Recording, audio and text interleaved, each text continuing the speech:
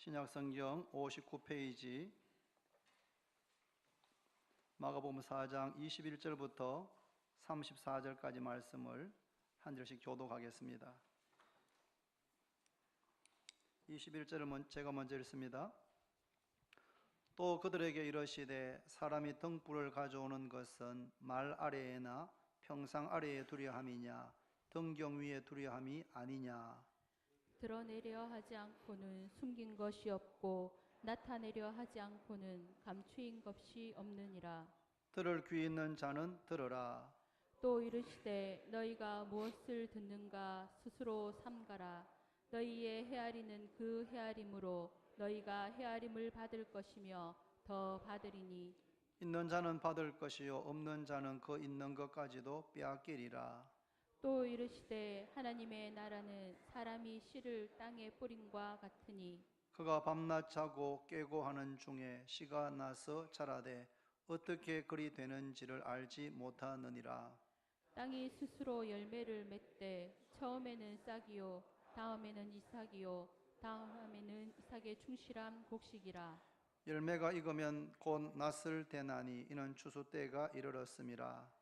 또 이르시되 우리가 하나님의 나라를 어떻게 비교하며 또 무슨 비유로 나타낼까? 겨자씨 하늘과 같으니 땅에 심길 때에는 땅 위의 모든 씨보다 작은 것이로되 심긴 후에는 자라서 모든 풀보다 커지며 큰 가지를 내나니 공중의 새들이 그 그늘에 깃들일 만큼 되느니라. 예수께서 이러한 많은 비유로 그들이 알아들을 수 있는 대로 말씀을 가르치시되 비유가 아니면 말씀하지 아니하시고 다만 혼자 계실 때에 그 제자들에게 모든 것을 해석하시더라. 아멘. 찬양과 찬양드립니다.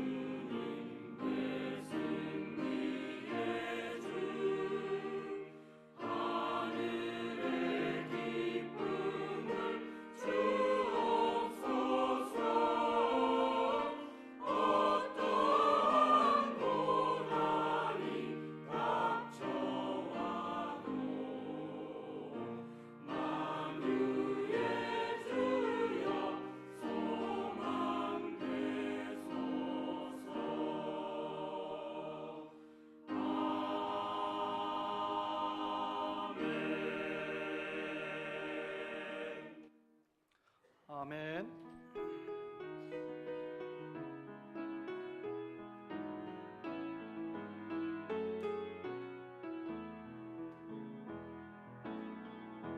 당신은 하나님의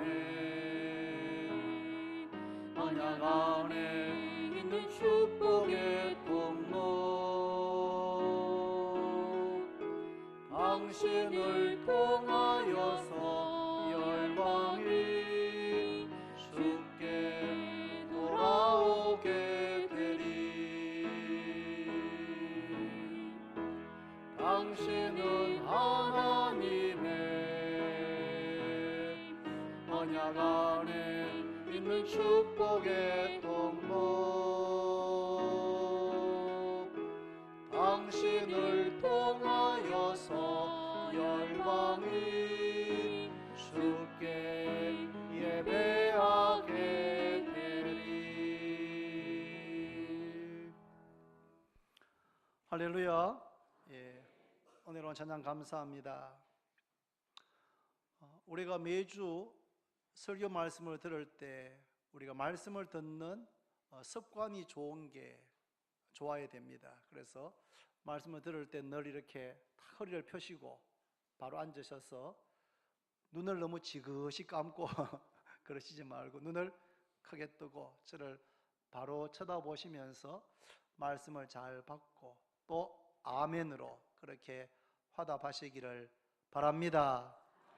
오늘 설교 내용은 지난주에 이어지는 내용입니다. 예수님께서 바닷가에서 가르치시고 계셨고 큰 무리가 모여들었습니다. 그래서 예수님께서 바다에 있는 작은 배 위에 올라가 앉으셔서 말씀을 가르치시고 큰 무리는 가장 바닷가로 가까이 배 가까이에 와서 바로 바다 갈릴리 호수 변에 앉기도 하고 서기도 그렇게 해서 예수님 말씀이 잘 들릴 수 있도록 최대한 가까이에 그렇게 앉았습니다. 예수님의 가르침의 주제는 항상 하나님의 나라였고 가르치는 방법은 여러 가지 비유를 들어서 하나님의 나라에 대해서 가르치고 설명하였습니다. 사실 하나님의 나라 천국에 대해서 가르치고 설명할 수 있는 분은 예수님밖에 없습니다. 왜냐하면 예수님께서 하늘에서 내려오신 분이고 인자 외에는 하늘에 올라간 자가 없다. 하늘에서 내려오시고 하늘로 올라가신 유일하신 분이 예수님이시기 때문에 예수님만이 하나님의 나라 천국에 대해서 우리에게 가르쳐주고 설명할 수가 있습니다. 그런데 이 하나님의 나라는 미래적이면서도 동시에 현재적입니다. 무슨 말인가 하면 많은 사람들은 하나님의 나라 천국은 죽고 난 다음에만 갈 수 있는 곳이라고 생각합니다. 아마 여기 계신 분들 가운데서도 천국은 죽고 난 다음에 가는 어쩌면 저 멀리 은하계 아니면 이 우주 밖에 있는 어떤 곳이다 라고 생각하는 분이 우리 가운데 꽤 있을 겁니다. 그런데 예수님께서 때가 찼고 하나님의 나라가 가까이 왔으니 회개하고 복음을 믿으라고 하셨습니다. 하나님의 나라가 가까이 왔다. 또 누가복음 11장 20절에는 내가 만일 하나님의 손을 힘입어 귀신을 쫓아낸다면 하나님의 나라가 이미 너희에게 임하였느니라. 하나님의 나라가 가까이 왔을 뿐 아니고 이미 너희에게 임하였다고 말씀했습니다. 그러므로 하나님의 나라 천국은 바로 지금 여기에서부터 경험하고 누릴 수 있는 줄로 깨닫기를 바랍니다. 하나님의 나라에 대한 여러 가지 비유 가운데 첫 번째 나오는 비유, 가장 기본적이고 가장 중요한 비유가 바로 씨 뿌리는 자의 비유입니다. 어떤 사람이 씨를 뿌렸습니다. 어떤 씨는 길가에 떨어지고 어떤 씨는 돌밭에 떨어지고 어떤 씨는 가시떨기에 떨어지고 어떤 씨는 좋은 땅에 떨어졌습니다. 길가에 떨어진 씨는 새가 와서 먹어버렸습니다. 돌밭에 떨어진 씨는 싹이 나지만 뿌리가 없어서 해가 돋아서 비칠 때에 말라 죽어버렸습니다. 가시떨기에 떨어진 씨는 가시가 자라서 함께 자라서 기운을 막음으로 열매를 맺지 못했습니다. 좋은 땅, 옥토에 떨어진 씨만 30배, 60배, 100배로 결실하게 되었다라고 비유를 말씀하셨습니다. 이 비유를 이해하기 위해서는 씨가 무엇인지 그리고 씨가 떨어진 각기 다른 장소가 무엇인지를 이해하는 것이 가장 중요합니다. 씨가 무엇입니까? 씨는 씨를 뿌렸다는 것은 말씀을 뿌리는 것이다 라고 주님께서 직접 해석해 주었습니다. 즉 씨는 말씀, 하나님의 말씀입니다. 하나님의 말씀 안에 무엇이 있습니까? 창조의 능력이 있습니다. 빛이 있으라 하심에 빛이 있었고 보시기에 좋았더라. 궁창 위의 물과 궁창 아래의 물로 나뉘어지라 하시니까 그대로 되었더라. 말씀으로 천지 만물을 창조하셨습니다. 말씀 안에 창조의 능력이 있고, 너희가 거듭난 것은 썩어질 씨로 된 것이 아니고 썩지 아니할 씨로 된 것이니 하나님의 살아있고 항상 있는 말씀으로 되었느니라. 말씀을 통해서 사람이 거듭나게 됩니다. 주의 말씀은 내 발의 등이요 내 길의 빛입니다.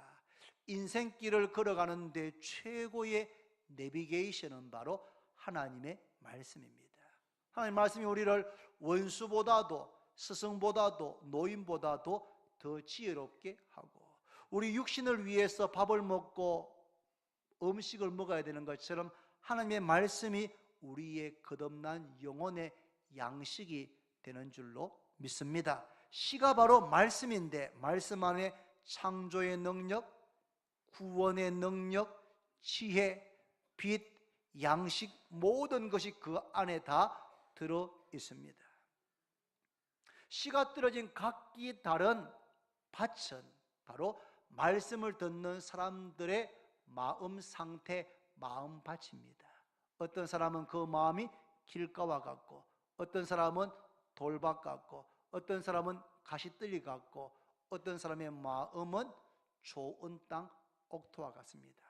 같은 시간에 같은 장소에서 말씀을 듣지만 그 마음이 길가와 같거나 돌밭 같거나 가시떨리 같은 마음은 말씀을 듣지만 결실하지를 못합니다.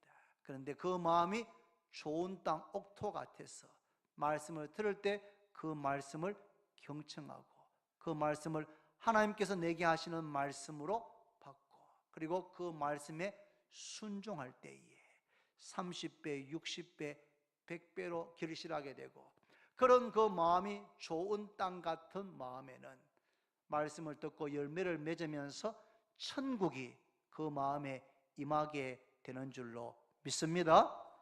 사랑하는 성도 여러분, 여러분과 저희의 평생의 우리의 숙제는 뭐냐 하면, 우리 이 마음밭을, 우리 마음밭 조금만 관리 안 하면 돌밭같이 되고 잡초와 가시떨기가 무성하게 되고 길가와 같이 되는 우리의 이 마음밭을 평생 잘 쟁기로 잘 갈아엎어서 좋은 땅 옥토로 우리의 마음을 평생 유지해서 말씀을 들을 때마다 30배, 60배, 100배로 결실을 맺어서 우리의 심령에 먼저 천국을 누리게 되기를 바랍니다. 오늘 말씀에는 하나님의 나라를 예수님께서 겨자씨에 비유합니다. 하나님의 나라를 무엇에 비유할꼬? 하나님의 나라는 마치 겨자씨를 땅에 심은 것과 같다고 31절에 말씀했습니다. 겨자씨의 특징은 뭐냐 하면, 여러분, 눈에 보일까 말까 할 정도로 씨 중에서 가장 작은 씨에 속하는 것이 겨자씨입니다. 겨자씨는 정말 작습니다. 그런데 그 작고 눈에 보일까 말까 하는 그 씨를 땅에 심어서 자라게 되면 어떻게 됩니까? 모든 풀보다 커지고 큰 가지를 내어서 공중의 새들이 와서 그 그늘에 깃들이게 된다고 말씀했습니다. 하나님 나라의 특징은, 여기서 말하는 겨자씨가 또 뭐겠습니까? 바로 말씀입니다.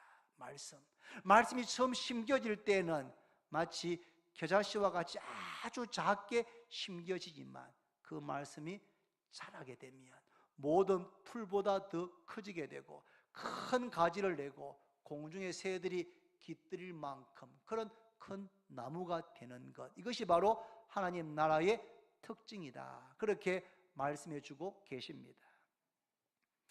저희 어머니 쪽, 저희 외가 쪽에는 저희 어머니가 초등학교 5학년 때 교회를 나온 것이 처음입니다. 저희 외가 쪽은 아무도 교회 다니지 않았습니다. 저희 어머니가 5학년 때 친구 따라서 교회에 간 것이 처음입니다. 국민학교, 그때는 국민학교였죠. 국민학교 5학년 배순현 학생의 마음에 교회에 나가서 겨자씨만큼 작은 그 씨가 우리 어머니의 마음에 심겨졌습니다. 그래서 어머니가 5학년 때 예수님을 믿게 되었습니다. 어머니 위로는 오빠가 4분이 있고 언니가 1분 있고 여동생이 하나 있는 7남매입니다. 위로 오빠가 4이 있는데 나이 차가 많습니다. 제일 큰 오빠가 낳은 아들하고 저희 작은 이모하고 나이가 1살밖에 차이가 나지 않습니다. 그래서 저희 작은 이모는 클 때 옳게 언니 젖을 먹고 자랐다, 이런 이야기를 제가 들었습니다. 위로 오빠가 4분이나 계시는데 나이 차이가 많은데 제일 큰 오빠가 섬유 계통의 공장을 하셨습니다. 제가 어릴 때 가봤는데 그 공장에 꽤 직원들이 많은, 규모가 꽤 큰 공장이었습니다. 그래서 1년에 한두 차례 굿판을, 큰 굿을 했습니다. 그러면 무당이 와서 북치고 장구치고 하면서 굿을 합니다. 그런데 무당이 막 굿을 하다가 신이 안 내려온다 막 그런데요, 굿을 하다가 이 무당이 신이 안 내려온다는 거예요. 그러면서 이 가운데 예수 믿는 사람이 있다는 겁니다. 그 사람이 예수를 안 믿는다고 하든지 아니면 여기를 떠나야지 신이 내려올 수 있다, 신이 안 내려온다 그러면 저희 큰 외삼촌의 그 외숙모께서 저희 아무도 예수 믿는 거 모르는데 그 옳게만 저희 어머니 교회는 알았습니다. 그래서 와가지고 저희 어머니한테, 아가씨 지금 큰 돈을 많이 들여서 굿을 하는데 아가씨가 교회에 나가가지고 그러니까 빨리 예수 안 믿겠다고 말하라고 그렇게 막 이야기했답니다.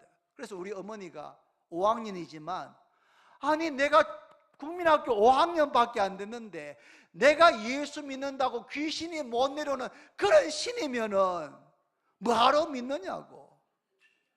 5학년짜리 학생이 결혼한 어머니 같은 옳게 언니한테 내가 교회에 나가서 예수 믿는다고 못 내려오는 그런 신이라면은 믿어서 뭐 하느냐고, 나는 계속 예수님 믿을 거라고 그렇게 저희 어머니가 말했답니다. 저희 집안에 전해오는 저희 어머니가 직접 들은 이야기입니다. 그래서 저희 어머니가 교회 나간다고 외삼촌들한테 욕도 많이 먹고, 외할아버지 할머니 일찍 돌아가셔가지고 큰 오빠가 거의 공부를 시켰는데 저희 어머니가 대구 여중 시험 쳐가지고 3등, 전교 3등으로 들어갔는데 외삼촌께서 여자는 공부할 필요 없다고 해가지고 고등학교를 안 보내줬습니다.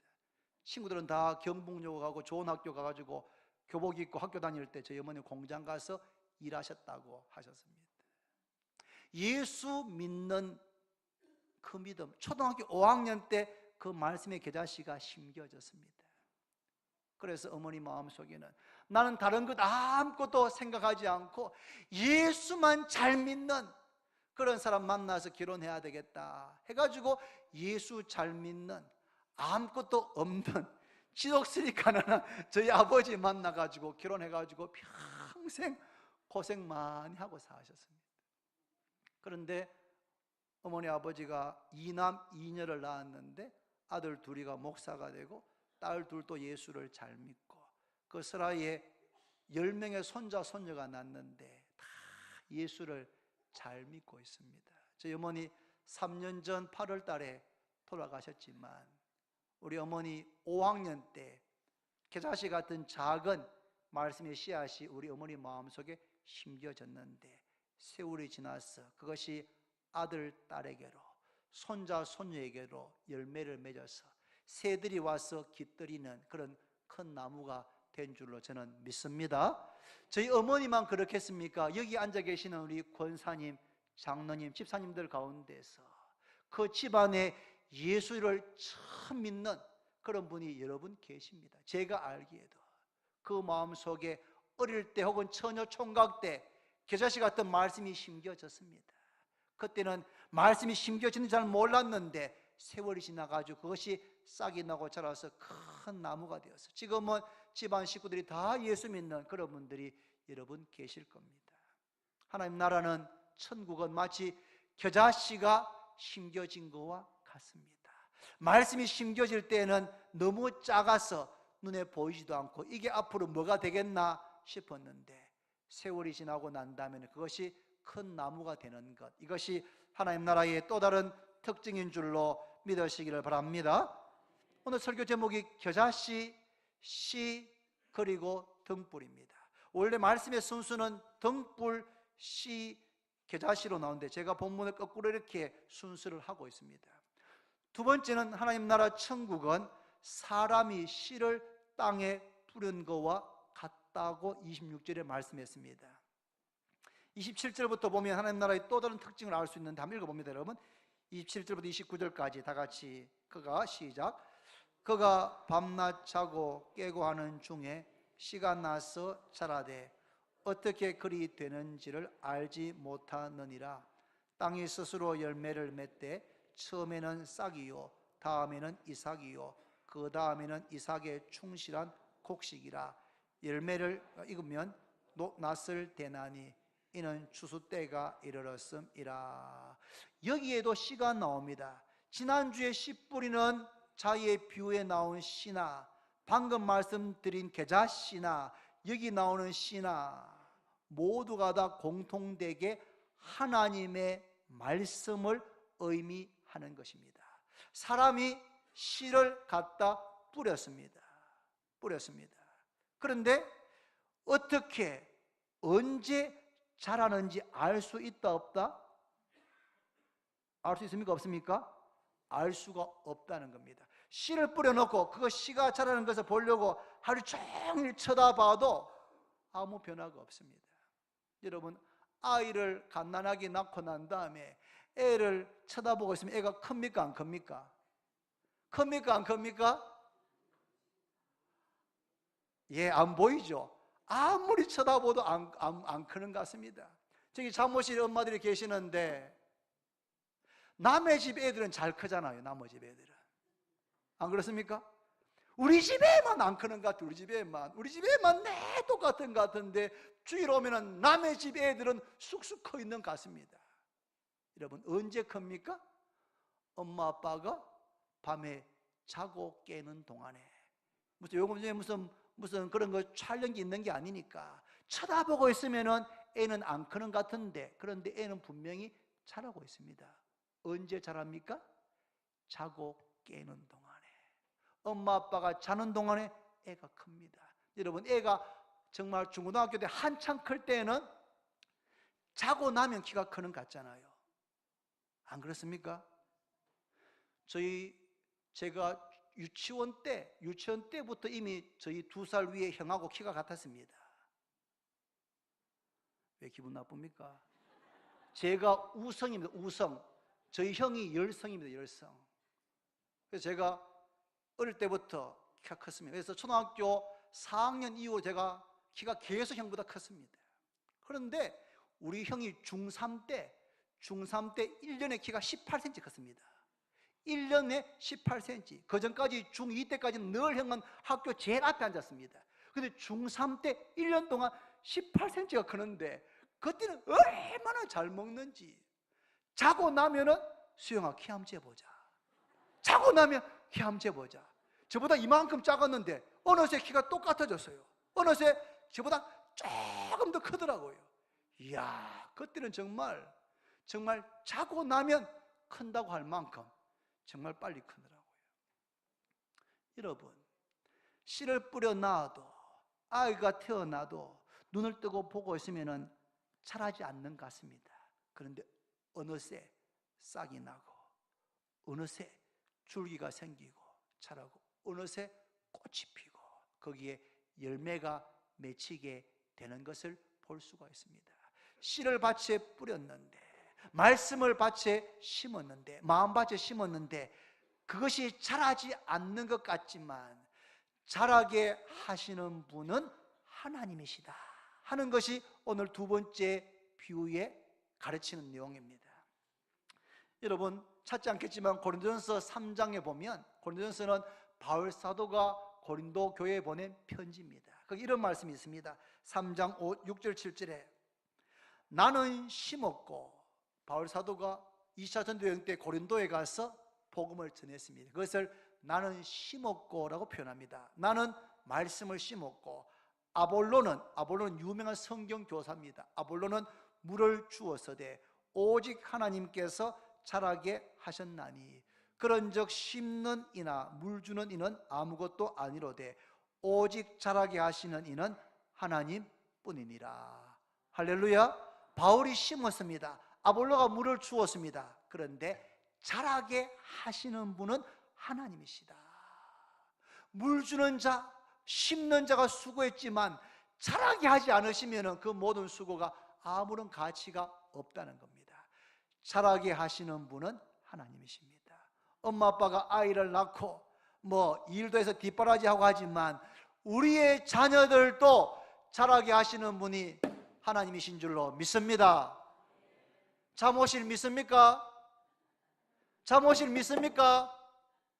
안 들리는가 봐요. 아멘 했습니까? 이렇게 손으로 아멘. 우리 아이들 자라게 하시는 분은 하나님이십니다. 어제 우리 정대업 최정옥 성도님 저 앉아 계시는데 아들 결혼식이 있었습니다. 그래서 제가 기도 순서 맡아서 일찍 가서 기다렸습니다. 신랑은 키가 180이 넘고 듬직하고 잘생겼습니다. 또 며느리 신부는 또 아주 예쁘고 밝고 너무 사랑스럽습니다. 참 보기 좋은 그런 결혼식이었습니다. 그래서 결혼식 마치고 제가 앉아 있는데 누가 한 분 오셨습니다. 그래서 우리 최정호 성도님께서 목사님 저희 언니입니다 소개해 주더라고요. 그래서 제가 인사를 했습니다. 그랬더니 그분께서 목사님 제가 지금 안양에서 전도사로 사역하고 있습니다. 그래서 그러시냐고. 제가 동생과 제부 위해서 기도를 많이 했습니다. 그러다가 동생 시댁에 장례가 있을 때 그때 장례식장에 왔다가 동생하고 제부를 그 장례식장 옥상으로 데려갔답니다. 저는 또 옥상에서 때리는 줄 알고 옥상에 데려가가지고 상중에 있는 동생하고 제부한테 복음을 전했답니다. 복음을, 예수님을 전하고 그 상중인데 얼마나 그 언니의 마음이 급했으면 동생에게 제부에게 복음을 전하고 그 옥상에서 예수님을 영접하는 기도를 따라하게 했다는 겁니다. 그게 몇 년 전인지 모르겠습니다. 그런데 그 아들이 4년 전에 여자친구를 만났는데 이 여친이 목사님의 딸인 거예요. 그래서 이 목사님과 그 사모님이 자기 딸이 예수 안 믿는 남친, 예수 안 믿는 집안의 아들하고 만난다니까 반대했겠습니까? 안 했겠습니까? 반대했겠지요. 그런데 이 딸이 엄마, 아빠, 제가 제 남자친구 예수님 믿도록 할게요. 제 남자친구 엄마, 부모님도 예수 믿게 할게요. 그러고 결혼하면 안 될까요? 그래서 4년 전에 그렇게 이야기하고 남친과 함께 아양교회 잘 나가고 계시고 그리고 부모님도 우리 교회에 등록하셨습니다. 물론 아버님 오늘 안 오셨어요. 부인께서 오늘 여보 어제 목사님이 오셔서 결혼식 때 기도도 해주시고 많은 분들 와서 해주셨는데 전에 등록했다가 벌써 안 간 지 오래됐는데 오늘 가서 감사도 인사도 하고 좀 같이 갑시다 하기네 남편이 여보 내가 어제 오랜만에 그 결혼식에서 목사님이 기도하고 그렇게 했더니 뒷꼬리도 땡긴다. 그래가지고 부인께서 아이고 하나님도 중요하지만 남편도 또 잘 살아야 되니까 그래 알겠다고 그렇게 하셨다. 여러분 저는 그 이야기 들으면서 참 그 전도사님인 언니가 동생과 제부를 위해서 아마도 새벽마다 오랫동안 기도한 줄로 믿습니다. 그런데 그 기도가 4년 전에 며느리가 될 자리가 예수를 믿는, 그것도 목사님의 딸이 자기 아들하고 그렇게 만나서 교제하면서 아들도 교회에 나가서 예수를 믿게 되고 부모님도 다 교회에 나오게 되고, 제가 최근에 가본 결혼식 가운데 가장 결혼식 분위기가 은혜롭고 경건한 조용한 그런 분위기였습니다. 하나님께서 자라게 하신 줄로 믿습니다. 씨를 심으면 이게 언제 자랄까? 언제 자랄까? 예수 전하고 영접기도 했는데 언제 내 동생이 교회 나가고 언제 제부가 교회 나가고 언제 조카가 예수 믿을까? 자라는 것이 보이지 않지만 자라게 하시는 분은 하나님이신 줄로 믿으시기를 바랍니다. 하나님 나라의 세 번째 비유는, 하나님 나라 천국은 사람이 등불을 가지고 오는 것 같다고 21절에 말씀했습니다. 여러분, 등불 아시잖아요? 전기가 발명되기 전에 사용했던 등불. 어떤 분은 사용해 본 분도 계시고 사용은 안 해봤지만 다 알고 계실 겁니다. 등불을 켜는 이유가 무엇입니까?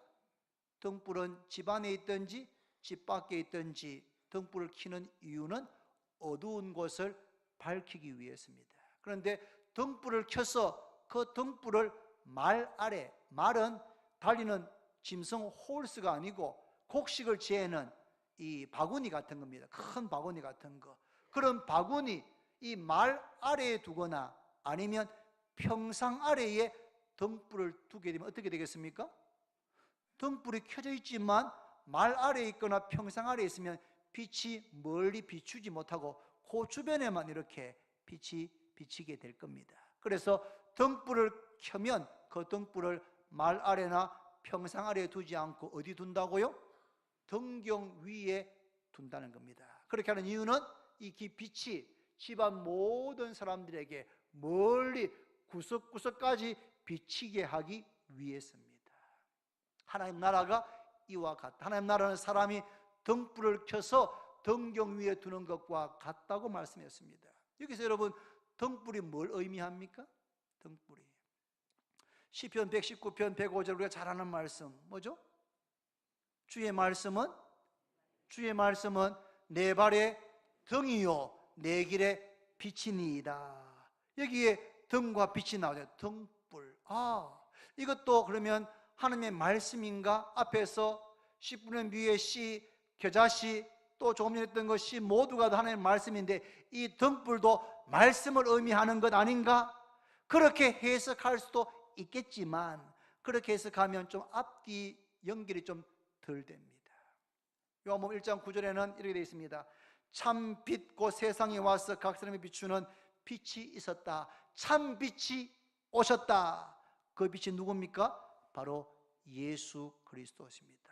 이게 나오는 등불은 바로 그럼 예수님 아닌가? 그렇게 해석할 수 있습니다. 요한복음 9장에는 예수님께서 나면서부터 앞을 보지 못하는 소경의 눈을 뜨게 하고 난다 이렇게 말씀하십니다.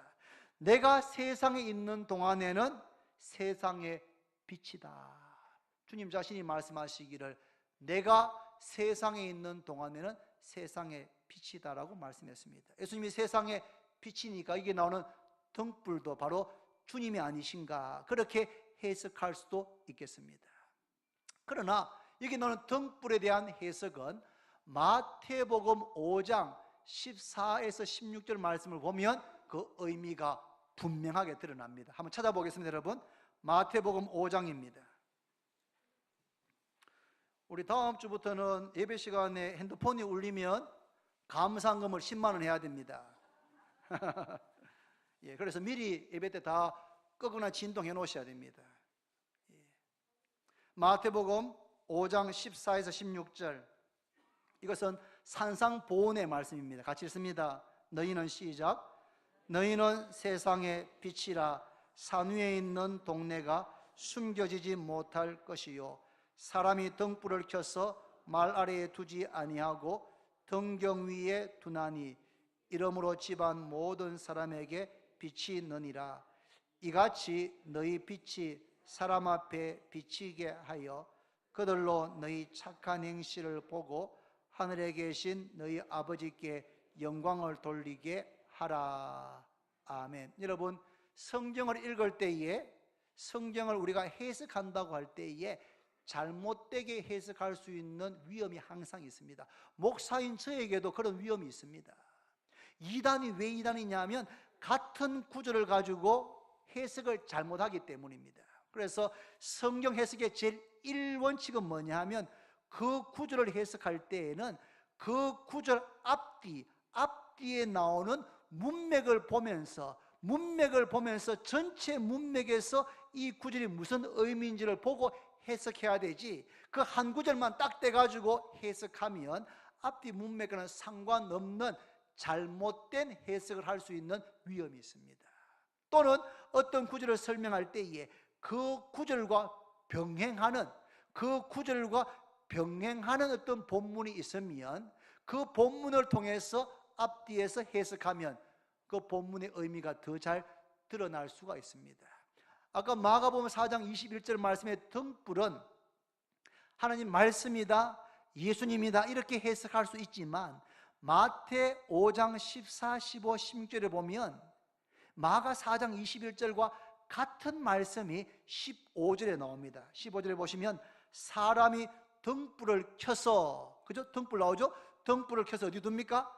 말 아래에 두지 아니하고 등경 위에 두나니 이러므로 집안 모든 사람에게 빛이 느니라. 이 15절 말씀은 마가 4장 21절 말씀과 거의 같은 말씀입니다. 거의 같은 말씀. 그래서 이 15절 앞뒤에 나오는 구절을 통해서 이 등불에 대한 해석을 하는 것이 가능하다는 말입니다.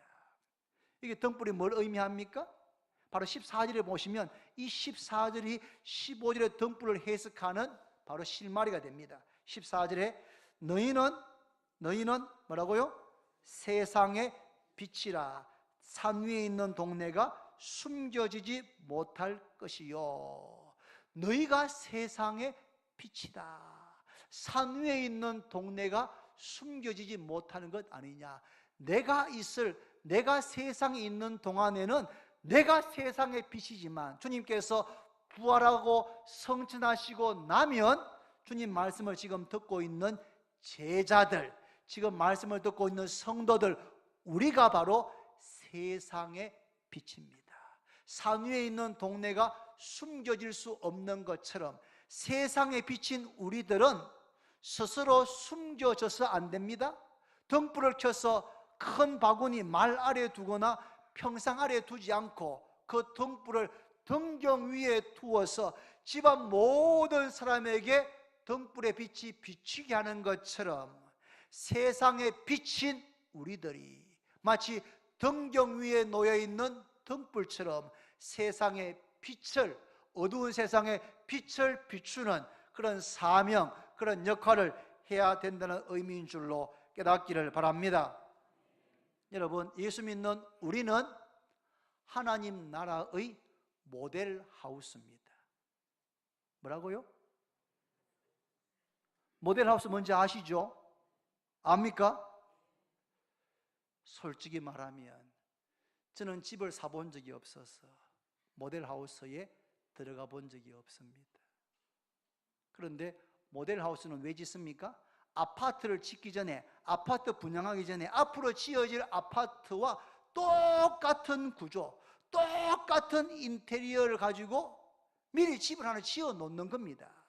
그런데 실제 지을 집은 요만한데 더 크게 짓는다든지, 실제 집은 인테리어가 싸구려인데 모델하우스에 비싸긴 이러면 어떻게 됩니까? 큰일 나죠. 큰일 나.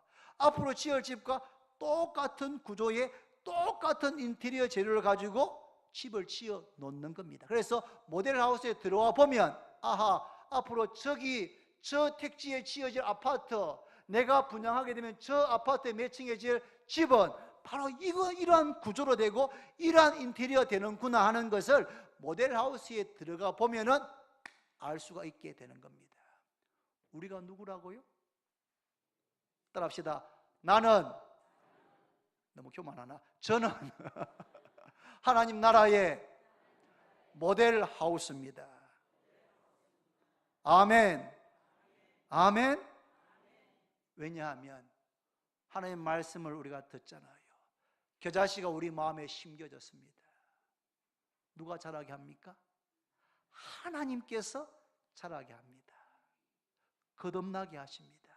그래서 우리의 심령 가운데 하나님의 나라가 건축되어지게 하는 겁니다. 먼저 우리의 심령에 하나님의 나라의 모델하우스가 지어지게 하는 겁니다. 물론 완성된 완전한 그런 집은 아니지만 하나님 나라가 어떤 나라인지를 볼 수 있는 모델하우스가 우리의 심령 가운데 지어지고, 예수님을 믿고 예수를 내 마음에 영접하면 성령께서 우리의 마음과 우리의 생각과 우리의 삶을 계속해서 변화시키셔서 하나님의 나라 모델하우스답게 세상의 빛답게 만들어 가실 줄로 믿으시기를 바랍니다. 너희가, 예수 믿는 너희가 세상의 빛이다 라고 말씀했습니다. 그렇다면 세상의 빛인 우리가 어떻게 살아야 됩니까? 오늘 억수로 부담되죠? 아이고, 내가 집에다 찌그러지를 할 텐데 내가 무슨 하나님 나라의 모델하우스라고 또 그래 살아야 된다고 막 억수로 부담된다. 여러분, 걱정하지 마십시오. 왜요?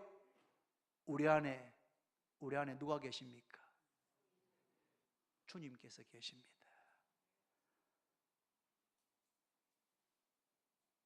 주님은 창조주십니다. 주님은 전능자십니다.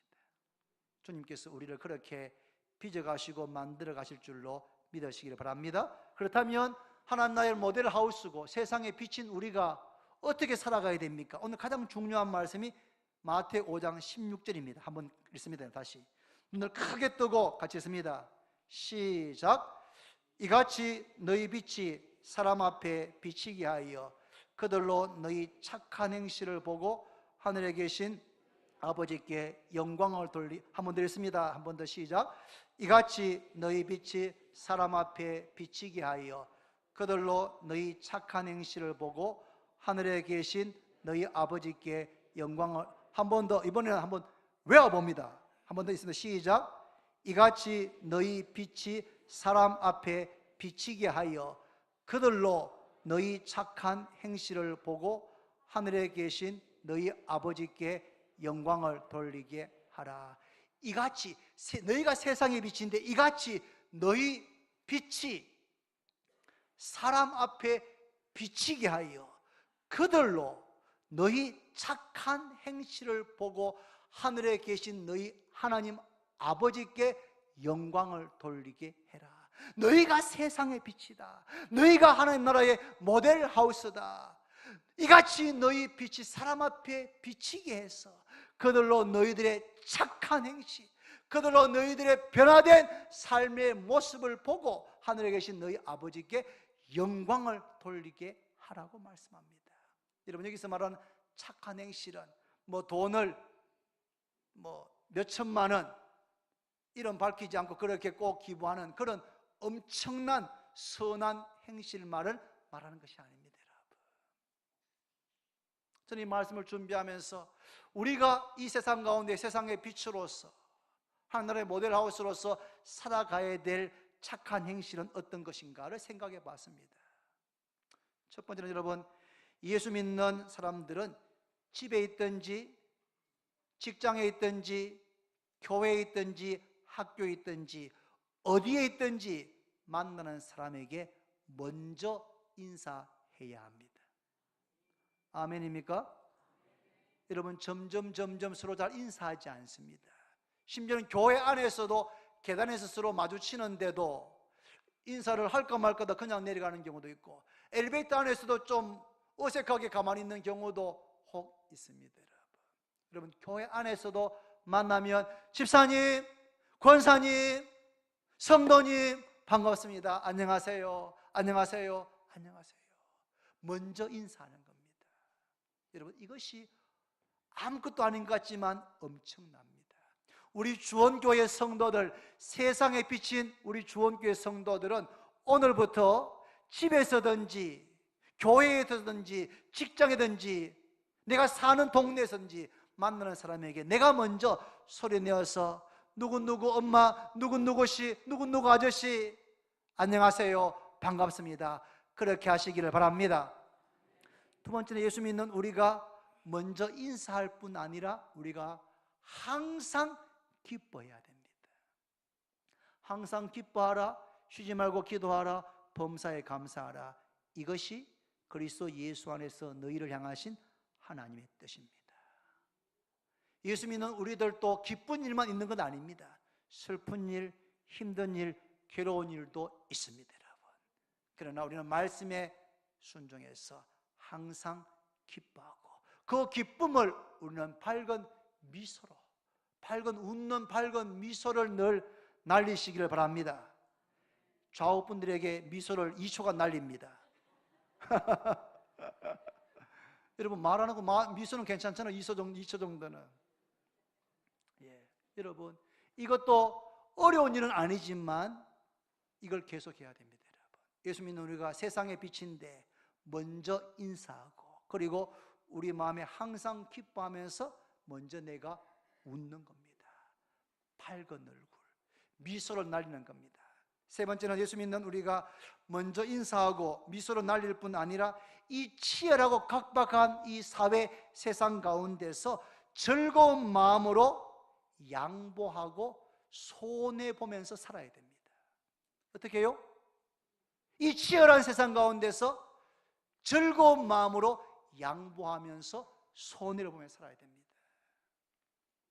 직장에서 깍쟁이 소리 들으면 안 됩니다, 여러분. 인색하다 소리 들으면 안 됩니다, 여러분. 저 친구는 어느 교회 집사인데 밥 한 번도 안 사더라, 그런 말 들으면 안 됩니다, 여러분.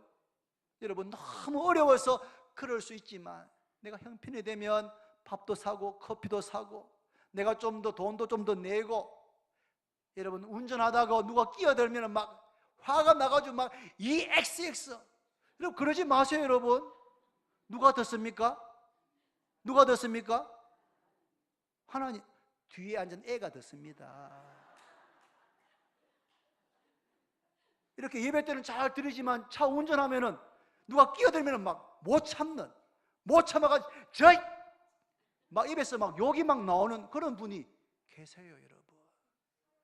여러분, 누가 듣는다고요? 하나님은 두 번째고 뒤에 앉은 애들이 듣습니다, 여러분. 여러분, 그러시면 안 됩니다, 여러분. 양보하고 즐거운 마음으로 손해봐야 됩니다.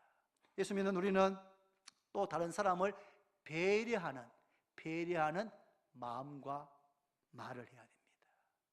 여러분, 이렇게 하는 것은 먼저 인사하고 기뻐하면서 미소를 날리고 즐거운 마음으로 손해보고 남을 배려하는 것은 예수 안 믿는 사람도 할 수 있다 없다? 할 수 있습니다. 할 수 있습니다. 그런데 계속은 못합니다. 예수 믿는 사람은 그렇게 한두 번 성격상 그렇게 할 수 있지만 그렇게 계속해서 지속적으로 항상은 할 수 없습니다. 왜요? 손해보기 때문에, 기분 나쁘기 때문에 그렇게 하지 않습니다. 그런데 예수 믿는 우리는 그렇게 할 수 있습니다. 그렇게 해야 하고 할 수 있습니다. 왜요? 우리는 포도나무 가지고 예수님은 포도나무신데 그 포도나무이신 주님께서 우리에게 먼저 인사하고 항상 기뻐하며 미소를 날리고 내가 즐겁게 손해보고 양보하고 남을 배려할 수 있는 힘과 그런 마음과 에너지와 능력을 우리에게 주시기 때문에 한 번, 두 번이 아니고 계속해서 항상 그렇게 살 수 있는 줄로 믿습니다. 할렐루야. 그렇게 살 때 우리가 바로 세상의 빛이 되는 겁니다, 여러분. 어두운 세상을 밝히게 되는 것입니다. 이렇게 이같이 너희 빛이 사람 앞에 비치게 하여 그들로 너희 착한 행실, 어마어마한 것이 아니고 먼저 인사하는데 항상 하고 항상 기뻐하는데 미소를 날리고 즐겁게 손해보고 상대방을 배려해서 마음 갖고 말할 때, 그렇게 할 때 그들이 너희들의 착한 행실을 보고 하늘에 계신 너희 아버지께 영광을 돌리게 되는 줄로 믿습니다. 그런 사람들이 교회에 나오게 되는 겁니다. 왜 나오느냐 물어보면 우리 직장에 있는 누구누구 씨를 보니까 그 사람 참 다릅디다. 나도 그 사람처럼 살고 싶어 나왔습니다. 그분이 바로 대구 주원교회에 있는 집사님이시대요. 그런 말을 듣게 되기를 바랍니다. 말씀했습니다. 여러분, 하나님의 나라는 겨자씨와 같습니다. 말씀이 심길 때는 지극히 작고 아무것도 아닌 것 같습니다. 그 나중에는 큰 나무가 되어서 새들이 와서 깃들이게 됩니다. 하나님 나라는 씨를 심는 것과 같습니다. 언제 어떻게 자라는지 보이지 않는 것 같습니다. 그런데 하나님께서 자라게 하십니다. 하나님 나라는 사람이 등불을 켜서 등경 위에 두는 것과 같습니다. 그 등불은 바로 세상의 빛인 하나님 나라의 모델 하우스인 바로 여러분과 저입니다. 이같이 너희 빛이 사람 앞에 비치게 하여 그들로 너희들의 여러분들의 우리의 착한 행실 먼저 인사하고 항상 기뻐하며 환한 얼굴로 미소를 남기고 즐거운 마음으로 손해보고 양보하고 남을 배려하는 그런 것을 보고 하늘에 계신 너희 아버지께 영광을 돌리는 그런 역사가 우리 교회 가운데 계속해서 일어나게 되기를 바랍니다. 기도드립니다. 하나님 아버지 감사합니다. 하나님의 나라가 우리 가운데 임한 줄로 믿습니다. 예수님을 믿는 우리의 심령에 먼저 천국이 임하였는데 이 천국을 날마다 누리게 하여 주옵소서.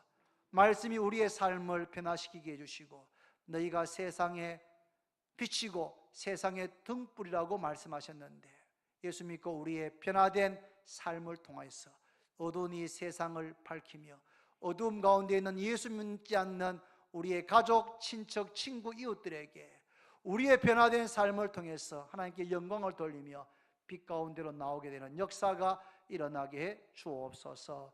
예수님의 이름으로 기도드립니다. 아멘.